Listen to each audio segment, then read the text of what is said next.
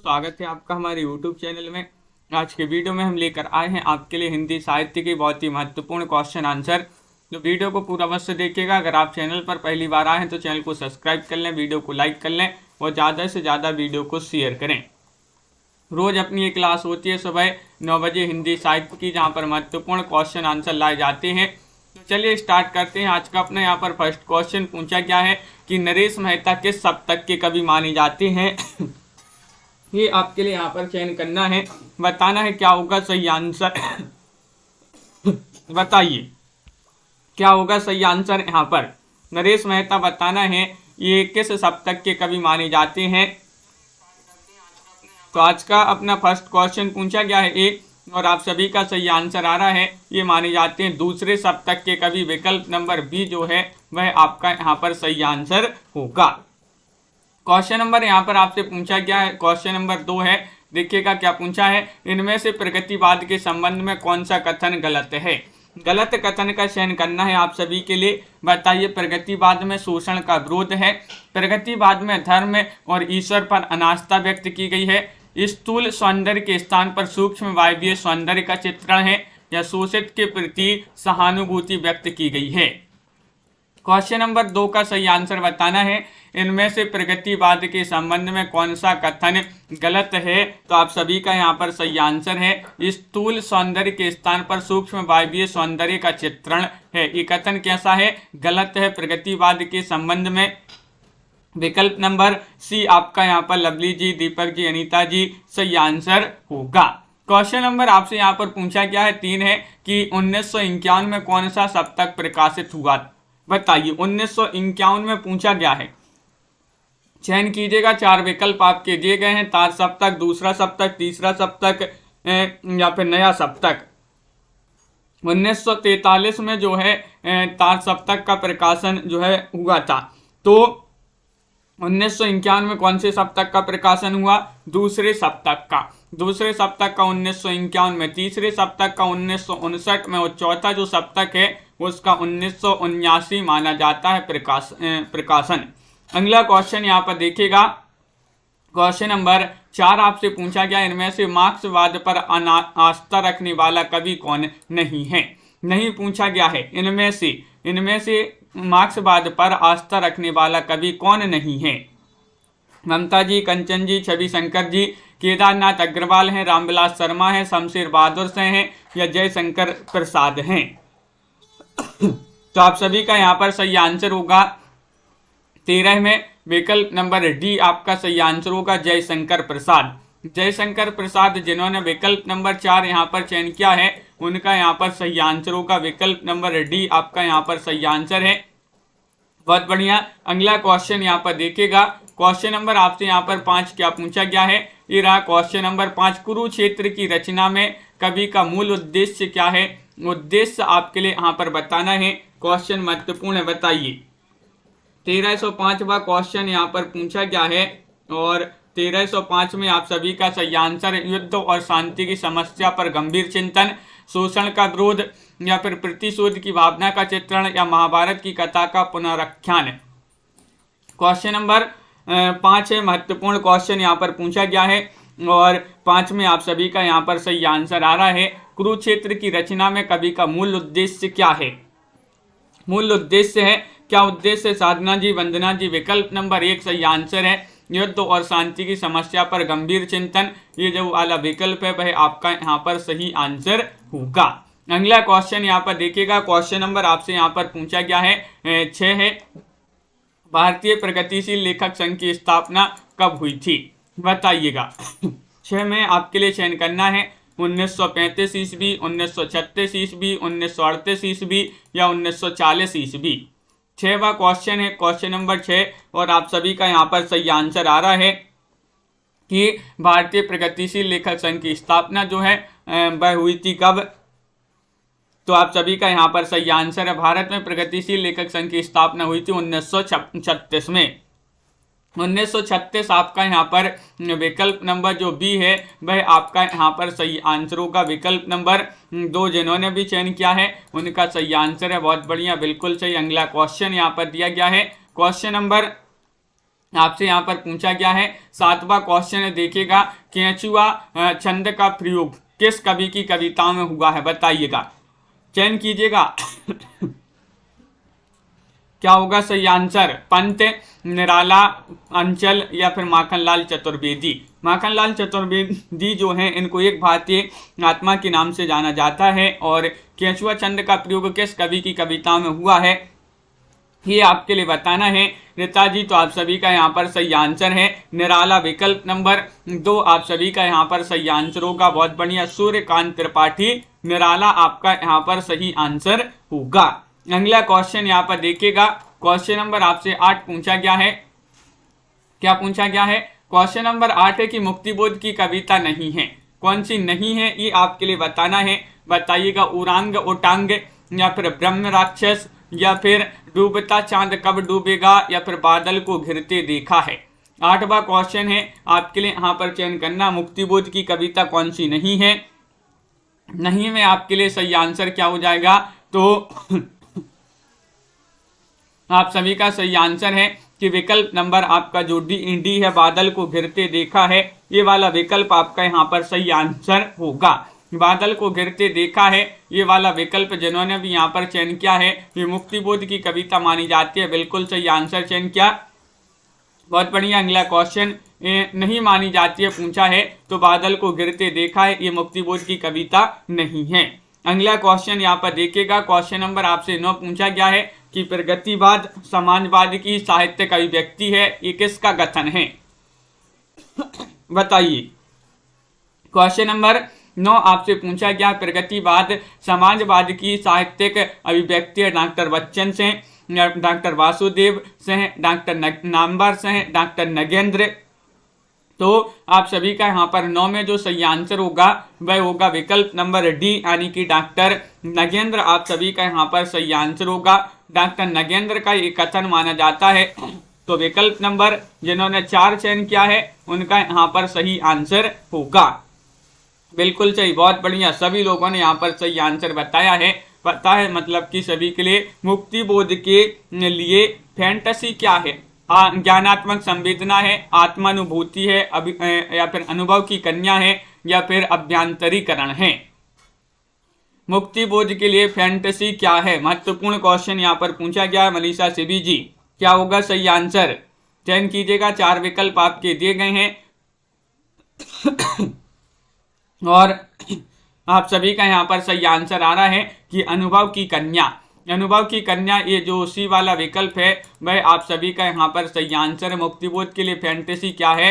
अनुभव की कन्या आपका यहाँ पर सही आंसर होगा, बिल्कुल सही। मैं प्रयोगवाद का अगुआ नहीं पिछल गुआ हूँ, ये किसका कथन है बताइएगा, ये किसने कहा है?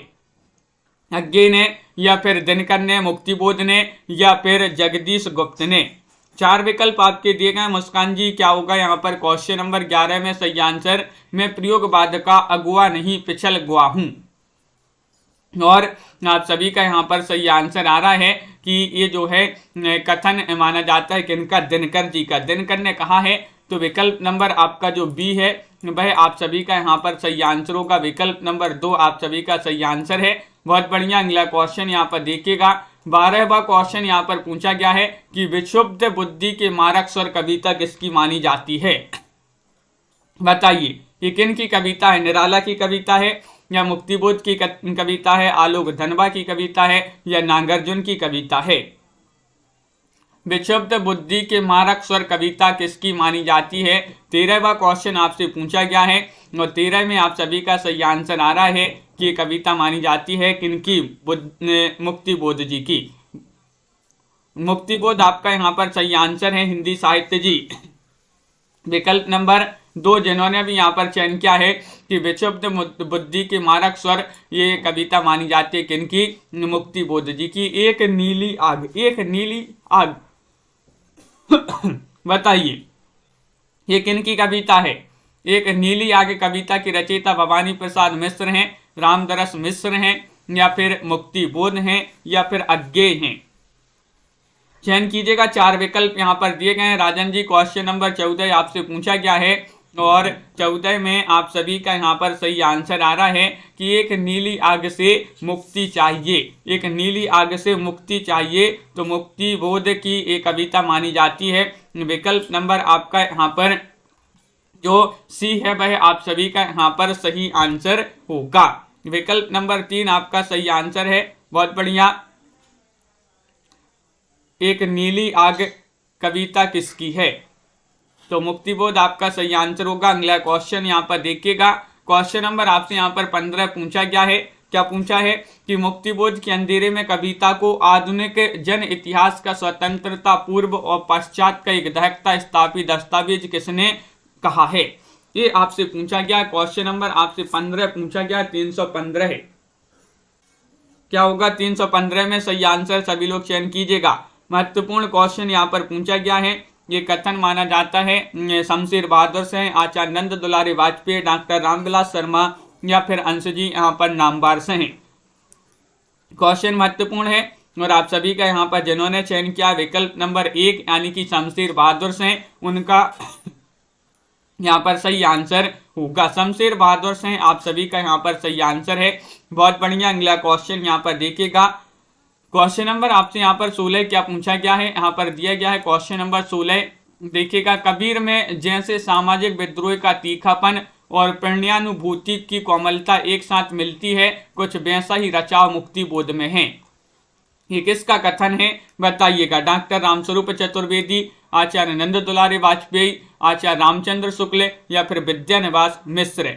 16वां क्वेश्चन है, महत्वपूर्ण क्वेश्चन यहाँ पर पूछा गया है और आप सभी का यहाँ पर 16 में क्या होगा सही आंसर।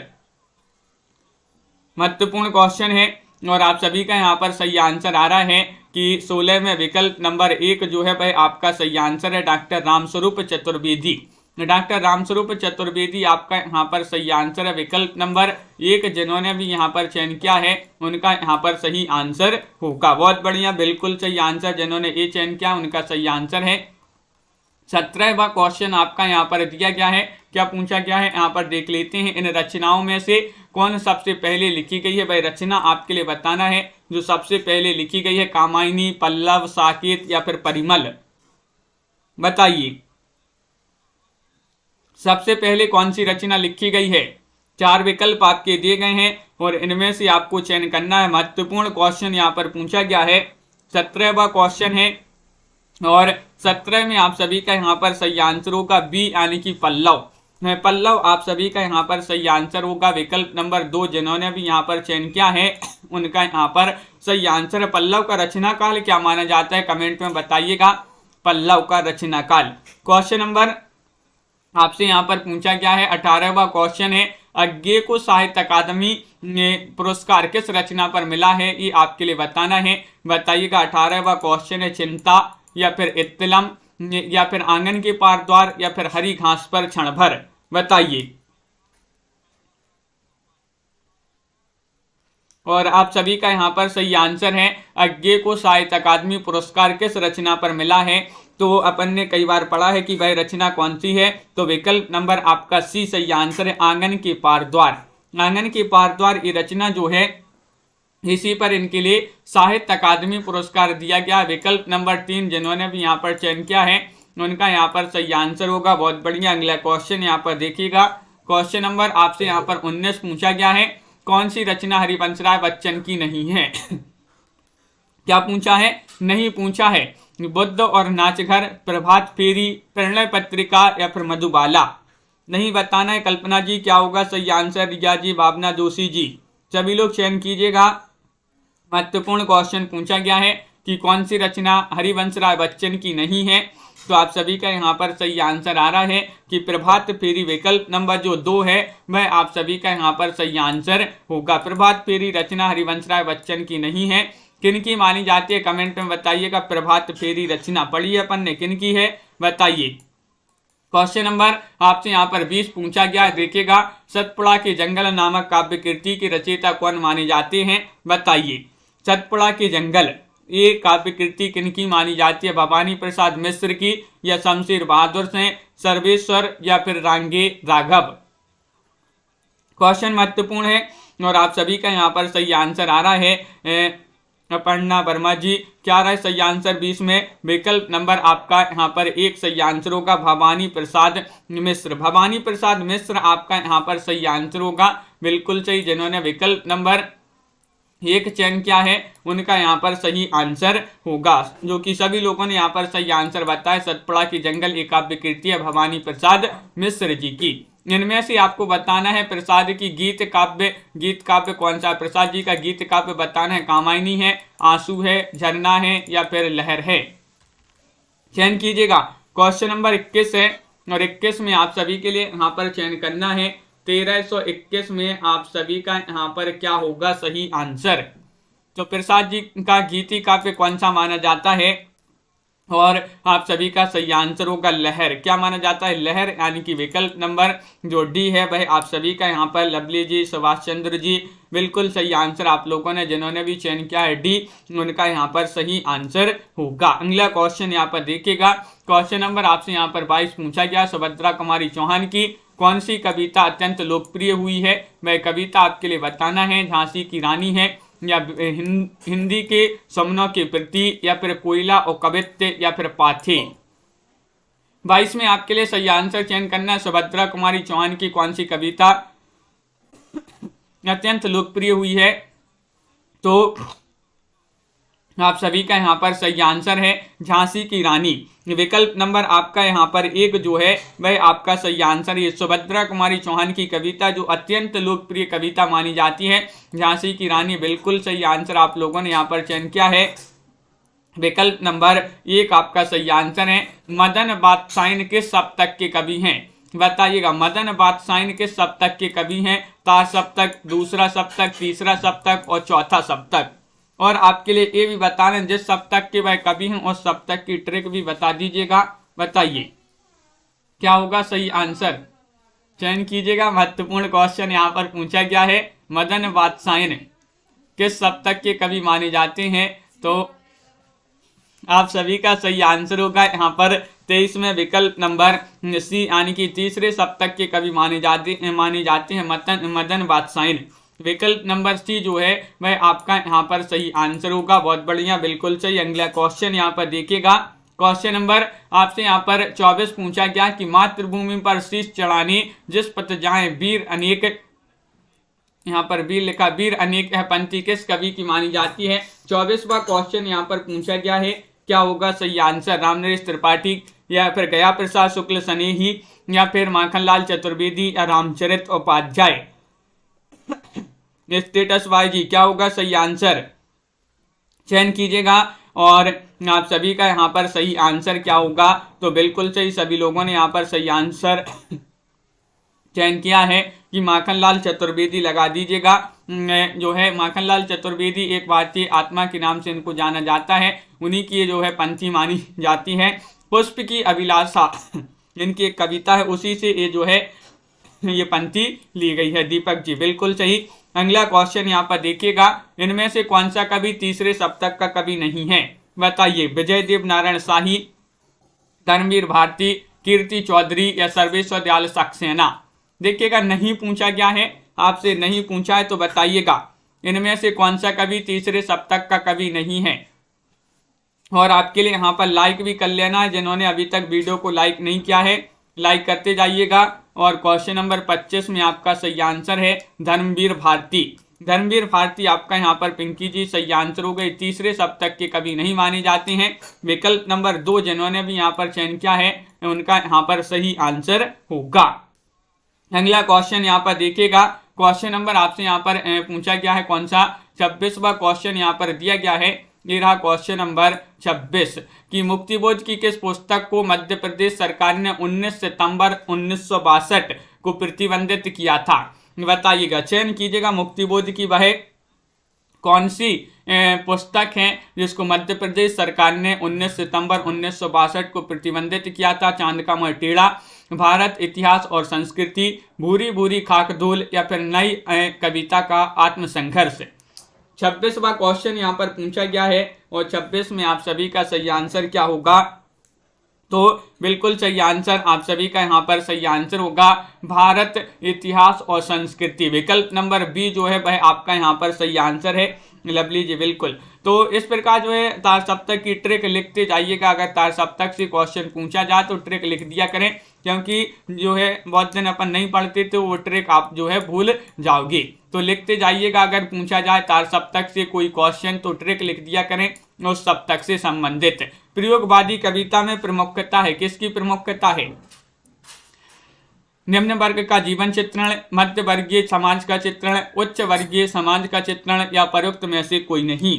यश कुमार जी क्या होगा सही आंसर, चयन कीजिएगा। विजयकांत जी 4 विकल्प आपके दिए गए हैं। 27वां क्वेश्चन यहाँ पर पूछा गया है और प्रयोगवादी कविता में प्रमुखता है, तो आप सभी का सही आंसर होगा मध्य वर्गीय समाज का चित्रण। जो बी वाला विकल्प है वह आप सभी का यहाँ पर सही आंसर है। विकल्प नंबर 2 जिन्होंने भी चयन किया है उनका यहाँ पर सही आंसर होगा। बिल्कुल सही, बहुत बढ़िया। अगला क्वेश्चन देखिएगा।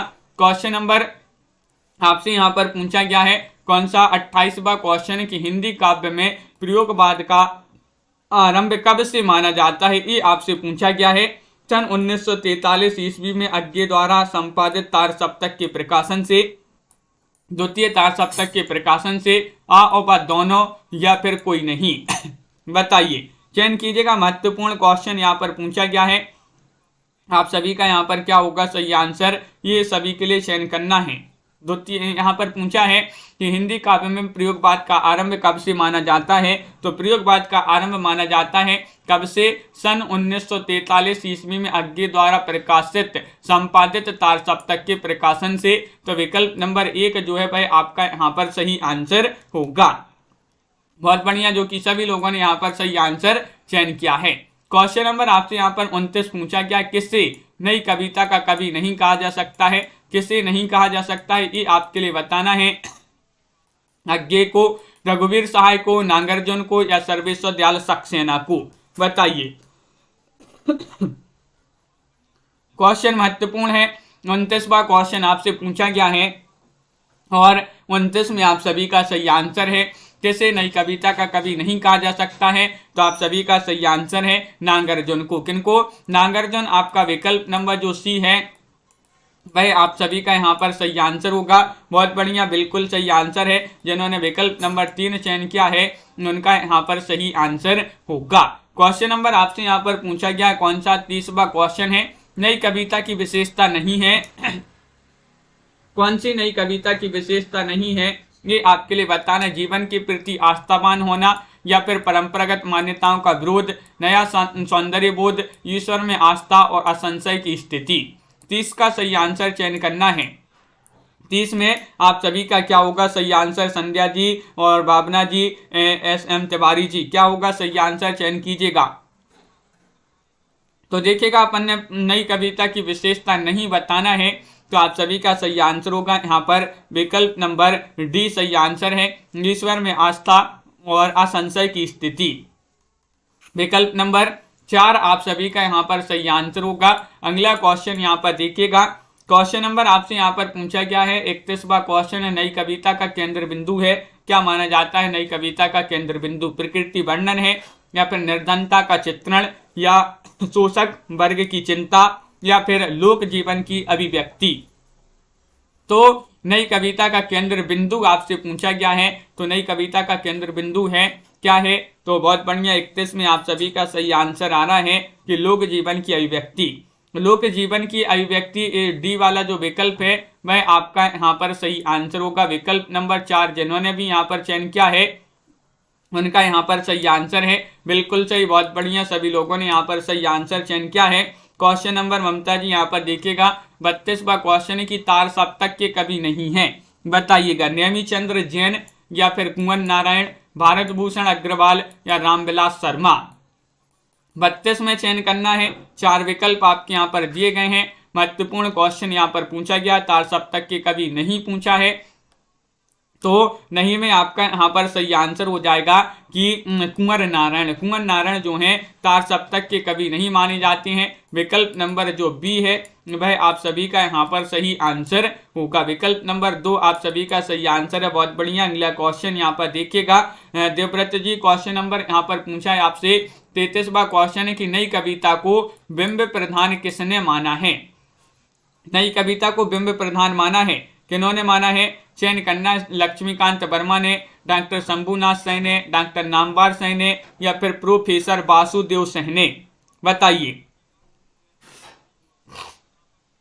तो आप सभी का यहाँ पर सही आंसर है बिंदु जी की नई कविता को बिंब प्रधान माना है किन्होंने? डॉक्टर शंभुनाथ सिंह आपका यहाँ पर सही आंसर होगा। विकल्प नंबर 2 जिन्होंने अभी यहाँ पर चयन किया है उनका यहाँ पर सही आंसर है। बहुत बढ़िया, बिल्कुल सही, सभी लोगों ने यहाँ पर सही आंसर चयन किया है। अगला क्वेश्चन यहाँ पर देखिएगा, क्वेश्चन नंबर आपसे यहाँ पर कौन सा पूछा है? 34वां क्वेश्चन यहाँ पर दिया गया है, क्वेश्चन नंबर 34। देखिए यहाँ पर है कि देश प्रेम वह पुण्य क्षेत्र है, अमल असीम त्याग से विलसित। यह पंक्ति इनमें से किस कवि की है?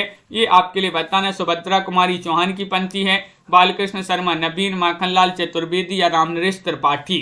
बताइए, चयन कीजिएगा। देश प्रेम वह पुण्य क्षेत्र है, अमल असीम त्याग से विलसित। यह पंक्ति इनमें से किस कवि की मानी जाती है? तो आप सभी का सही आंसर है, यह पंक्ति मानी जाती है सुभद्रा कुमारी चौहान, बालकृष्ण शर्मा, नवीन, माखनलाल चतुर्वेदी या फिर रामनरेश त्रिपाठी। तो ये त्रिपाठी जी की पंक्ति मानी जाती है, रामनरेश त्रिपाठी। विकल्प नंबर जो डी है वह आप सभी का यहाँ पर सही आंसर होगा। विकल्प नंबर 4 जिन्होंने भी यहाँ पर चयन किया है उनका यहाँ पर सही आंसर होगा। बहुत बढ़िया, विकल्प नंबर 4 होगा सही आंसर पूर्णिमा जी। अगला क्वेश्चन यहाँ पर देखिएगा, कठोपनिषद के नचिकेता प्रसंग पर आधारित काव्य कौन सा है? बताइएगा। संशय की एक रात, या फिर आत्मजयी, अंधेरे में, या फिर कुआनो नदी। चयन कीजिएगा। क्वेश्चन महत्वपूर्ण है। 35वां क्वेश्चन आपसे पूछा गया है, राजीव जी, कठोपनिषद के नचिकेता प्रसंग पर आधारित काव्य कौन सा माना जाता है? और आप सभी का यहाँ पर 35 में सही आंसर होगा आत्मजयी। विकल्प नंबर जो बी है वह आप सभी का यहाँ पर सही आंसर होगा। विकल्प नंबर 2 जो है वह आपका सही आंसर है। बहुत बढ़िया, जो कि सभी लोगों ने यहाँ पर सही आंसर चयन किया है, विकल्प नंबर 2। अगला क्वेश्चन यहाँ पर देखिएगा, इनमें से निराला की व्यंग परक कविता कौन सी मानी जाती है? व्यंग परक कविता आपके लिए चयन करना है, तुलसीदास है, या फिर जूही की कली है, या फिर नए पत्ते, या फिर कुआनो नदी। 36 में आपके लिए सभी के लिए चयन करना महत्वपूर्ण क्वेश्चन है कंचन जी। और आप सभी का यहाँ पर 36 में जो सही आंसर आ रहा है कि इनमें से निराला जी की व्यंग परक कविता कौन सी मानी जाती है? तो नए पत्ते आपका जो विकल्प नंबर सी है रीना तिवारी जी, वह आप सभी का यहाँ पर सही आंसर होगा। क्या सही आंसर है? नए पत्ते आपका सही आंसर है पायल रानी जी। विकल्प नंबर 3 यहाँ पर सही आंसर होगा। क्वेश्चन नंबर आपसे यहाँ पर 37 पूछा है, दिनकर के किस काव्य ग्रंथ के कामाध्यात्म का विवेचन है? तो बताइएगा, ये आपके लिए बताएं, दिनकर की किस काव्य ग्रंथ में कामाध्यात्म का विवेचन है? बताइए, चयन कीजिएगा। महत्वपूर्ण क्वेश्चन है, 37वां क्वेश्चन आपसे यहाँ पर पूछा गया है और आप सभी का यहाँ पर सही आंसर है रश्मि रथी, कुरुक्षेत्र, होमकार या फिर उर्वशी। क्वेश्चन महत्वपूर्ण है, 37वां क्वेश्चन यहाँ पर पूछा गया है।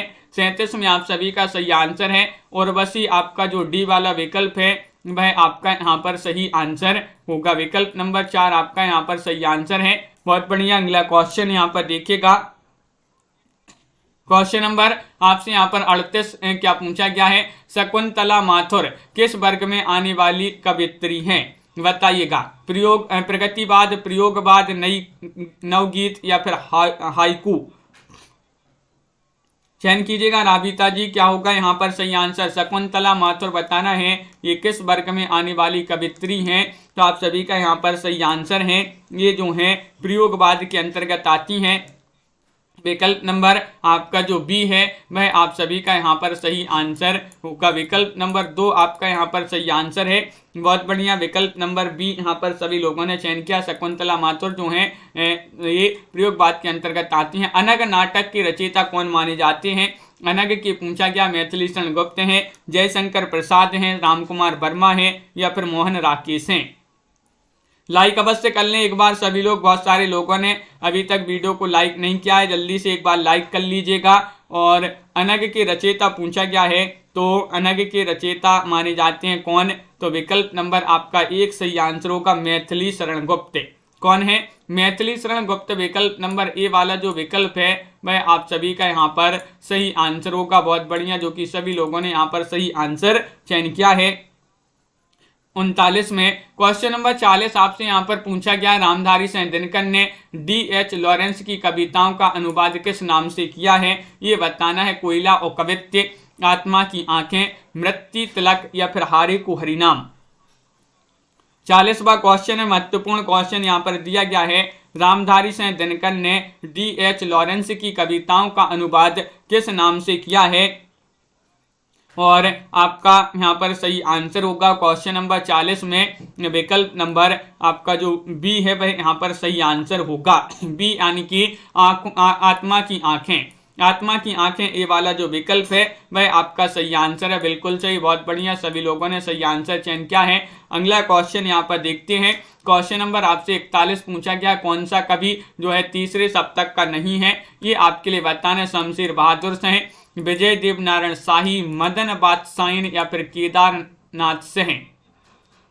नहीं पूछा है आपसे, तीसरे सप्तक का नहीं है, कौन सा कवि नहीं है ये आपके लिए चयन करना है। तो आप सभी का यहाँ पर सही आंसर होगा। यहाँ पर तीसरे सप्तक के कवि नहीं पूछा है, तो देखिएगा विजय देवनारायण शाही है, मदन बादशाह ने केदारनाथ से हैं, शमशेर बहादुर से आपका विकल्प नंबर 1 जो है वह आपका यहाँ पर सही आंसर होगा। शमशेर बहादुर से जिन्होंने भी यहाँ पर चयन किया है उनका यहाँ पर सही आंसर होगा। बहुत बढ़िया, बिल्कुल सही। अगला क्वेश्चन यहाँ पर देखते हैं। क्वेश्चन नंबर आपसे यहाँ पर पूछा गया है, कौन सा यहाँ पर दिया गया है आपका 42वां क्वेश्चन, सावन मेघ किस कवि की लिखी कविता मानी जाती है? सावन मेघ बताना है, बताइए। सावन मेघ बताना है ये किस कवि की लिखी कविता? केदारनाथ अग्रवाल, केदारनाथ से अज्ञे या फिर मुक्तिबोध। तो क्वेश्चन महत्वपूर्ण है और आप सभी का यहाँ पर सही आंसर क्या होगा? सावन मेघ किस कवि की लिखी कविता मानी जाती है? तो आप सभी का यहाँ पर सही आंसर आ रहा है कि 42 में अज्ञे आपका जो विकल्प नंबर, उपासना जी जो सी है वह आपका यहाँ पर सही आंसर होगा। विकल्प नंबर 3 आप सभी का सही आंसर है। क्वेश्चन नंबर आपसे यहाँ पर पूछा गया 43वां क्वेश्चन, देखिएगा यहाँ पर पूछा गया 43वां क्वेश्चन यहाँ पर दिया गया है, देखिएगा क्या पूछा है। ये रहा क्वेश्चन नंबर 43। देखिए यहाँ पर पूछा गया, धर्मवीर भारती एवं रघुवीर सहाय किस सप्तक के कवि हैं? बताइए क्या होगा सही आंसर। धर्मवीर भारती और रघुवीर सहाय जो है किस सप्तक के कवि माने जाते हैं? तार सप्तक, दूसरा सप्तक, तीसरा सप्तक या फिर चौथा सप्तक। 43वां क्वेश्चन है, महत्वपूर्ण यहाँ पर दिया गया है और आप सभी का पूनम गुप्ता जी जो सही आंसर है 43 में वह दूसरा सप्तक आपका यहाँ पर सही आंसर होगा। विकल्प नंबर 2 जिन्होंने भी यहाँ पर चयन किया है उनका यहाँ पर सही आंसर होगा। दूसरा सप्तक, दूसरे सप्तक के कवि माने जाते हैं धर्मवीर भारती और रघुवीर सहाय। तार सप्तक के कवि कौन कौन से हैं यहाँ पर आपके लिए चयन करना है, चयन कीजिएगा। महत्वपूर्ण क्वेश्चन है। प्रभाकर माचवे, अज्ञे, मुक्तिबोध, भारत भूषण अग्रवाल, नेमी चंद्र जैन, गिरजा कुमार महतो, रामविलास शर्मा या फिर उपर्युक्त सभी। 44 में चयन करना है। 4 विकल्प आपके दिए गए हैं और तार सप्तक जो कि 1943 में जिसका प्रकाशन हुआ था तार सप्तक का, और इसके जो कवि हैं उपर्युक्त सभी, जितने भी कवि यहाँ पर दिए गए हैं ये जो है तार सप्तक के ही कवि माने जाते हैं। तो डी वाला विकल्प जो है भाई आप सभी का यहाँ पर सही आंसर होगा। बिल्कुल सही, बहुत बढ़िया। अगला क्वेश्चन देखिएगा। दूसरे सप्तक के कवि आपके लिए बताना है कौन माने जाते हैं? भवानी प्रसाद मिश्र, शमशेर बहादुर सिंह, आओबा दोनों या फिर सर्वेश्वर दयाल सक्सेना। बताइए। हाँ लवली जी, तो आप सभी का यहाँ पर सही आंसर क्या होगा? तो आप सभी का यहाँ पर सही आंसर होगा क्वेश्चन नंबर 45 में विकल्प नंबर क्या होगा सही आंसर? तो विकल्प नंबर आपका यहाँ पर 45 में आ और बा दोनों सही यहाँ पर सही आंसर होगा, यानी कि भवानी प्रसाद मिश्र और शमशेर बहादुर सिंह ये जो हैं दोनों जो हैं आ और बा दोनों ये दूसरे सप्तक के कवि माने जाते हैं। विकल्प नंबर सी जो है वह आपका यहाँ पर सही आंसर होगा। मैपल, स्वप्नभंग और अनुरक्षण काव्य कृतियों की रचनाकार कौन माने जाते हैं? क्वेश्चन नंबर 40 में आपके लिए बताना है, बताइए। 40 में क्या होगा सही आंसर?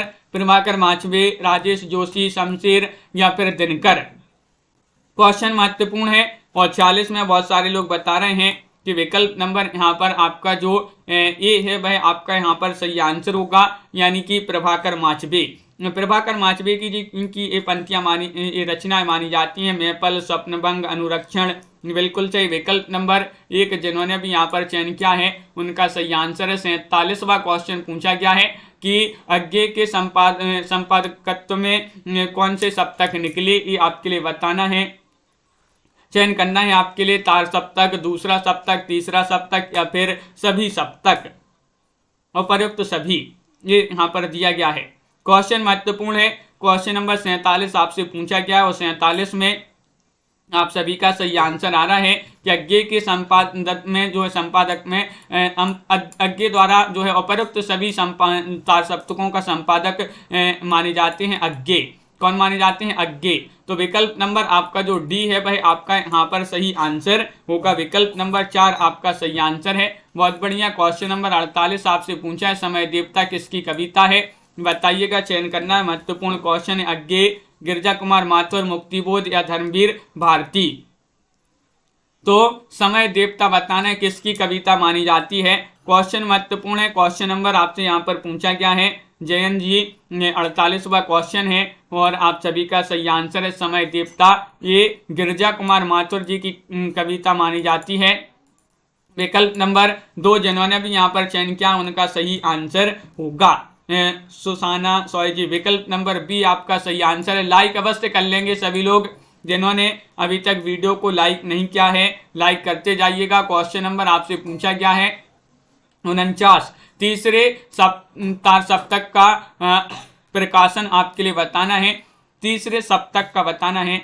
तीसरे सप्तक का जो प्रकाशन माना जाता है वह कब हुआ है, ये आपके लिए चयन करना है। क्वेश्चन नंबर 49 है। 49 में आपके लिए चयन करना है। तो आप सभी का सही आंसर क्या होगा देखिएगा। तार सप्तक का प्रकाशन 1943 माना जाता है और जो दूसरा सप्तक है दूसरे सप्तक का माना जाता है 1951 और चौथे सप्तक का जो माना जाता है वह माना जाता है कौन सा 1979। तो 1959 जो है तीसरे सप्तक का जो है प्रकाशन माना जाता है। तो विकल्प नंबर बी आपका यहाँ पर जो है सही आंसर होगा। विकल्प नंबर 2। क्वेश्चन नंबर आपसे यहाँ पर 51 पूछा गया है। देखिएगा कि अयोध्या से चित्रकूट तक आयोजित लेखकों की पदयात्रा का नेतृत्व किसने किया, ये आपके लिए बताना। धर्मवीर भारती ने, नागार्जुन ने, अज्ञे ने या फिर रघुवीर सहाय ने। क्वेश्चन महत्वपूर्ण है। क्वेश्चन नंबर 50 आपसे यहाँ पर पूछा गया है और 50 का आप सभी का सही आंसर आ रहा है कि अयोध्या से चित्रकूट तक आयोजित लेखकों की पदयात्रा का नेतृत्व किसने किया है। तो इसका नेतृत्व किया था किन्होंने। विकल्प नंबर आपका यहाँ पर जो सी है वह आपका सही आंसर है अज्ञे। अज्ञे आपका यहाँ पर सही आंसर होगा। बहुत बढ़िया। अज्ञे निबंध किस नाम से लिखते थे, ये आपके लिए बताना है। सच्चा, कुट्टी चातन या फिर अज्ञे या फिर कोई नहीं, बताइए। क्वेश्चन महत्वपूर्ण है जितेंद्र कुमार जी और आप सभी का यहाँ पर सही आंसर आ रहा है कि अज्ञे निबंध जो है किस नाम से लिखते थे। तो ये लिखते थे किस नाम से, तो 51 में आप सभी का सही आंसर होगा विकल्प नंबर हीरा पटेल जी। जो विकल्प नंबर सी है वह आपका सही आंसर, सॉरी विकल्प नंबर बी जो है वह आपका सही आंसर है कुट्टी चातन। अज्ञे निबंध किस उपनाम से लिखते थे, किस नाम से लिखते थे, तो कुट्टी चातन आपका जो बी वाला विकल्प है वह आप सभी का यहाँ पर सही आंसर होगा। बहुत बढ़िया। तो इस प्रकार के बहुत ही महत्वपूर्ण क्वेश्चन आंसर थे अपने यहाँ पर हिंदी साहित्य के। सभी लोग वीडियो को लाइक कर लें, चैनल को सब्सक्राइब कर लें और ज़्यादा से ज़्यादा वीडियो को शेयर करें। रोज अपनी एक क्लास होती है सुबह 9 बजे। अब अगली क्लास है अपनी शाम को 4 बजे हिंदी साहित्य की, तो वहाँ पर भी सभी के लिए जुड़ना है। आज के वीडियो में बस इतना ही। लाइक शेयर अवश्य कर लिया करें, बहुत सारे लोग लाइक शेयर नहीं कर रहे हैं। जितेंद्र जी, कंचन जी, विजयकांत जी, अर्पणा जी, अपर्णा वर्मा जी और भावना जी, देवव्रत जी, छवि शंकर जी, दीपक जी, देवव्रत जी और Kalpana ji, S Kumar ji, Mamta ji, Upasana ji, status by RR ji और भावना, गंगवार जी, रीता जी, सरोज जी, लवली जी, पिंकी जी, नीता जी, शिल्पा जी, पायल रानी जी, वंदना जी, दीपक जी बिल्कुल, मनीषा जी, अनीता जी और हीरा पटेल जी, हिंदी साहित्य जी, मुस्कान जी और यहाँ पर मनीषा, शिवी जी, रिंकी जी और राबिता जी, बिल्कुल सभी के लिए बहुत बहुत धन्यवाद। नेहा जी और कंचन यादव जी, साधना शुक्ला जी, लाइक शेयर सभी लोग करते जाइएगा। रोज अपनी ये क्लासें चल रही हैं। उपासना जी और अनीता ठाकुर जी, सभी के लिए बहुत बहुत धन्यवाद। आज की वीडियो में बस इतना ही। सभी के लिए संध्या जी, जयंत जी, बिंदु जी, बहुत बहुत धन्यवाद और सुसाना जी।